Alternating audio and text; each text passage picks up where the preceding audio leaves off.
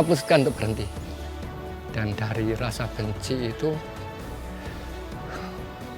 saya rubah untuk menjadi kasih sayang sesama makhluk Tuhan.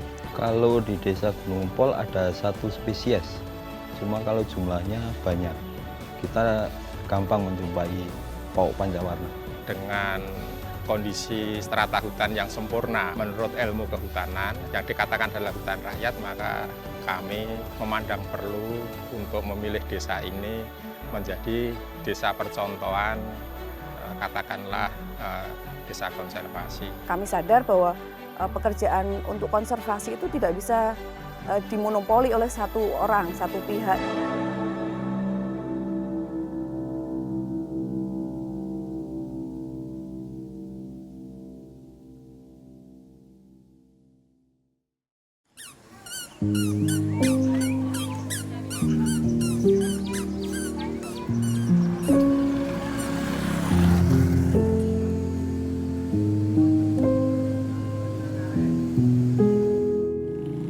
Pada awal tahun 2022 kami datang ke sini pertama kali dalam rangka penyiapan data untuk penilaian lomba problem.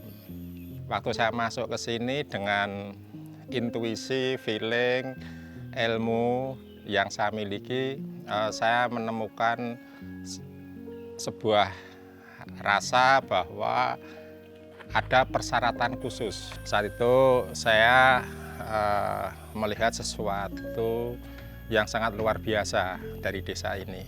Bahwa desa ini mempunyai kekuatan terkait dengan kegiatan kehutanan.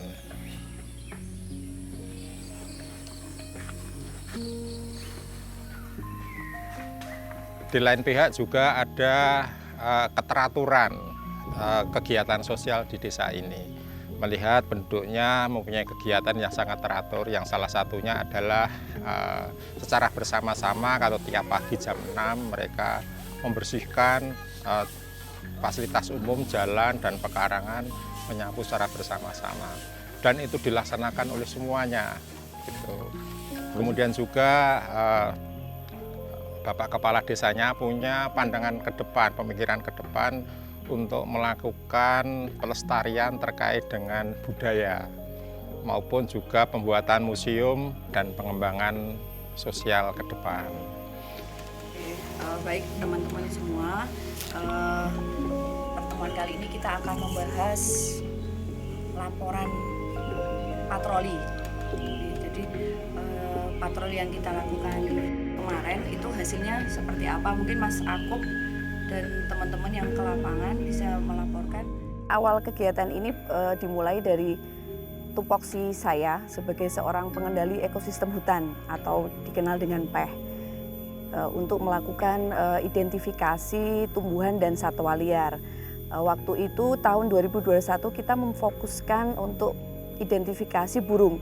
Kenapa burung? Karena burung itu kan sebagai indikator lingkungan yang paling mudah dan paling akrab lah ya dengan kehidupan masyarakat.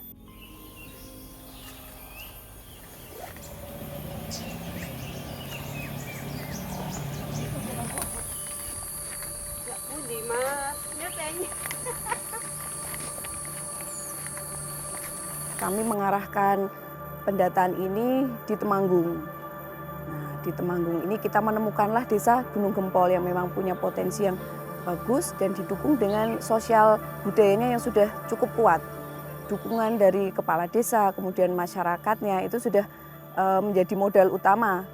Dan akhirnya di tahun 2022-2023 kami mulai melakukan pendataan dan ditemukan 46 jenis burung. Nah, salah satunya kita menemukan jenis burung pauk pancawarna. Dan uniknya burung pauk pancawarna yang sangat indah itu kan burung endemik dilindungi kemudian masuk statusnya Appendix-CITES 2. Oleh masyarakat sini tidak dianggap sesuatu yang unik. Nah, ini kan bahaya ketika mereka memiliki potensi yang bagus, ada satwa yang dilindungi, mereka nggak tahu kalau itu tuh ternyata dilindungi dan apa ya, mereka anggap itu seperti burung-burung receh gitu ya. Waktu itu yang namanya burung pauk pancawarna, ya kalau di sini disebut burung blangkonan, itu dianggap seperti biasa saja, seakan-akan tidak ada manfaatnya, diabaikan. Ini kan sebuah ancaman, karena kalau mereka tidak tahu potensi yang mereka miliki, tidak tahu ini berharga, mereka tidak akan aware gitu ya, tidak akan ada perlindungan, upaya perlindungan. Nah, makanya ini yang menguatkan kita untuk selalu kita harus mendampingi nih, jangan sampai kecolongan gitu kan, jangan sampai nanti burungnya udah hilang baru tahu ternyata itu berharga. Memang tidak mudah ya untuk menyadarkan warga itu untuk mencintai, menyayangi sesama makhluk Tuhan itu memang tidak mudah. Maka pelan-pelan dan dengan kesabaran saya mengajak untuk seluruh warga bagaimana kita saling mengasihi, saling menyayangi dan melindungi. Si pemantauan kemarin ditemukan sarang pauk itu di lahan milik Bapak Wahid di sebelah sini. Ada sarang, terus ada anaknya 2 ekor. Terus kemarin kita monitoring anaknya masih ada di situ. Ternyata pemuda-pemuda sini sangat antusias, mereka ternyata desa kami punya potensi yang bagus, ternyata berarti kami harus melakukan upaya-upaya untuk melindungi apa yang ada di desa kami.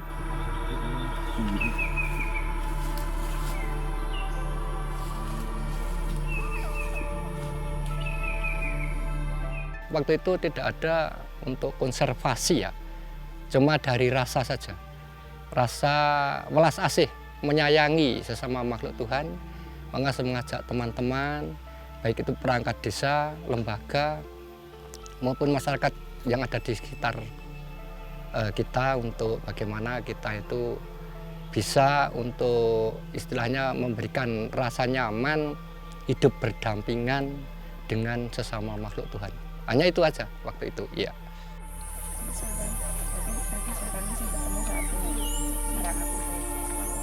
Untuk menggerakkan sebuah usaha konservasi kan tidak bisa bergerak sendiri, butuh suatu wadah untuk teman-teman ini, masyarakat di sini untuk bisa berkolaborasi bersama-sama melindungi yang ada di sini. Akhirnya kita dorong untuk membentuk sebuah kelompok konservasi. Kita bentuklah kelompok konservasi lestari alam raya.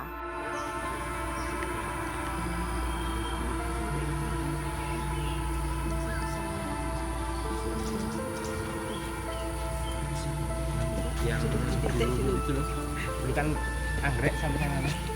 Sampai belok kanan itu toh. Dari sisi kehutanan, prototipe hutan rakyat yang ada di pekarangan sangat sempurna, yaitu ada pohon yang sangat tinggi. Kita lihat pohon sengon yang sangat tinggi, ada pohon mauni, ada pohon jati, pohon nangka, itu sangat tinggi. Di bawahnya ada tanaman kopi. Terus di bawahnya lagi ada tanaman pisang, tanaman empon-empon, dan lain-lain. Lah, itu sebuah prototip tipe hutan rakyat yang sangat sempurna. Artinya setiap jengkal tanah yang ada di pekarangan itu bisa dimanfaatkan. Nah, dengan seperti itu kan patut dicontoh.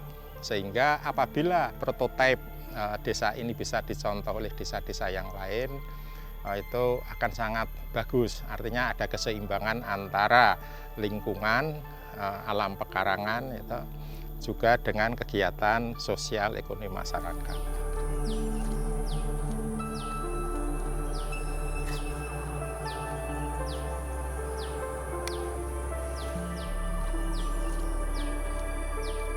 Pemburu liar, dia kan burungnya kan terkenal suaranya nggak ada, cuma warnanya bagus.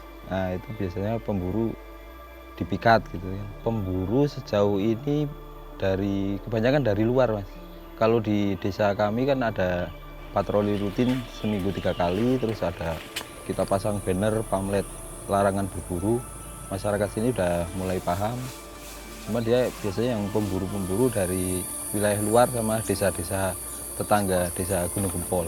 Biasanya ada laporan seperti itu, terus kita ada tim dari kelompok Lestari Alam Raya yang di bawah Karang Taruna bisa melakukan monitoring atau melakukan penangkapan gitu.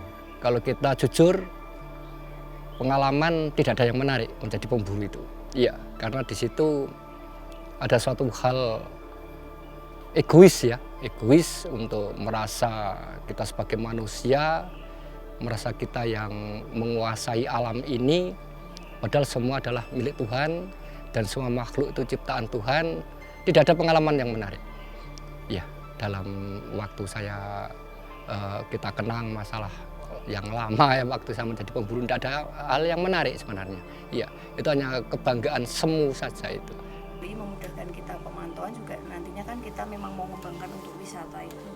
Jadi kita harus punya alternatif. Kalau jalurnya hanya satu, nanti kemungkinan kalau pas wisatawannya banyak kan akan ada antrian. Kita mulai dengan mengikutkan pemuda-pemuda di sini untuk ikut pelatihan. Kami membuat pelatihan, awalnya pelatihan identifikasi dan inventarisasi burung. Jadi mereka akan meningkatkan terus kemampuan atau pengetahuan mereka dalam keanekaragaman hayati yang mereka miliki. Kami juga akan melakukan pelatihan, melaksanakan pelatihan wisata minat khusus. Ini bagian dari tindak lanjut kami yang sudah melakukan pendataan, kemudian penguatan kelembagaan baik kelompok konservasi maupun kelompok tani hutan. Semua elemen yang ada di masyarakat ini memang akan dilibatkan dalam pelatihan wisata minat khusus, karena ketika kita sudah menyebut itu wisata, artinya banyak pendukung-pendukung yang dibutuhkan. Jadi kenapa kami memilih wisata minat khusus? Karena wisata minat khusus ini memadukan konservasi dan ekonomi. Nah, bagaimana konservasinya tetap berjalan, namun masyarakat di sini juga mendapatkan dampak dari mereka berkonservasi itu apa secara ekonomi.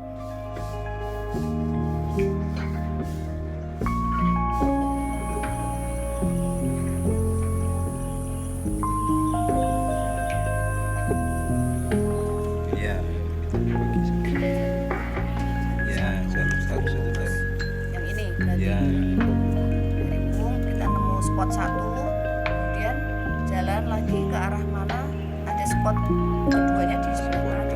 Keduanya dari museum desa, terus lurus ke arah utara, terus ke jalan yang tadi.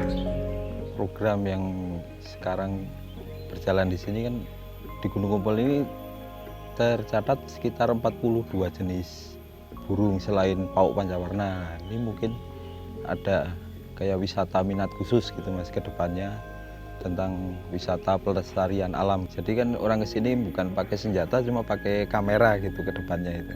Suatu saat menjadi desa yang sering dikunjungi orang untuk wisata, karena kegiatan atau wisata khusus, minat khusus pengamatan burung itu sekarang sudah banyak yang pengen kan gitu, banyak yang minat. Desa ini berpotensi sangat luar biasa. Untuk regulasinya ya, setelah kita canangkan sebagai desa konservasi, maka harus kita lengkapi semua itu, yaitu dengan kita membuat suatu peraturan desa nomor 7 tahun 2017 tentang perlindungan kelestarian alam ini.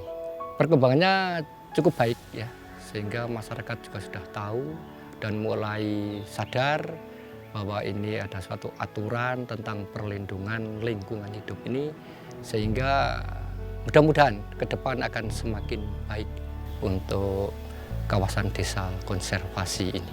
Saya punya harapan bahwa nanti anak cucu kita, generasi kita berikutnya juga akan menikmati apa yang bisa kita nikmati saat ini.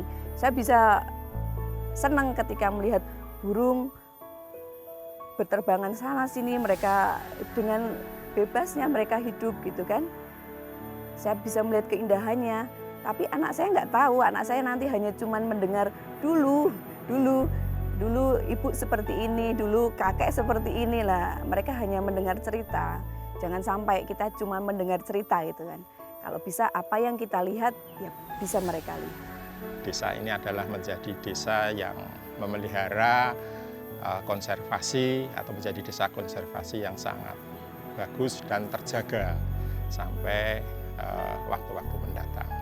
Dan bisa dicontoh oleh desa-desa yang lain, baik di Temanggung, di Jawa Tengah maupun di Indonesia.